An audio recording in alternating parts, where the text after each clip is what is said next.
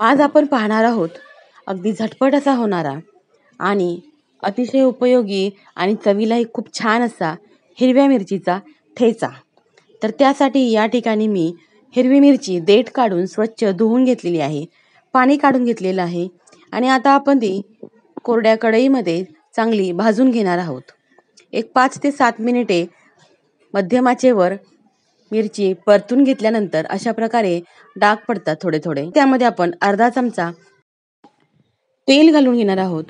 तेल घालून पुन्हा एकदा थोडंसं परतून झाल्यानंतर आपण त्यामध्ये स्वच्छ धुवून घेतलेला कढीपत्ता अर्धी वाटी घेतला आहे आणि कोथिंबीर घेतली आहे, एक मोठी वाटी स्वच्छ धुवून कापून घेतली आहे।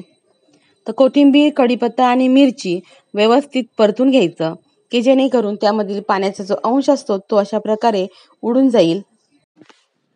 तर आता हे व्यवस्थित परतून घेते आणि गॅस आता बंद करायचा आहे आणि याला झाकण लावून आपण ठेवून द्यायचं आहे। तर 10 ते 15 मिनिट झाल्यानंतर आपण यामध्ये लसूण सोलून घेणार आहोत आणि तोही यामध्ये घालणार आहोत। तर हे व्यवस्थित थंड झालं की आपण मिक्सरच्या भांड्यामध्ये घालून त्यामध्ये चवीनुसार मीठ आणि 2 छोटे चमचे जिरे घालून घेणार आहे मी आणि याची चांगली जाडसर अशी पेस्ट करून घ्यायची।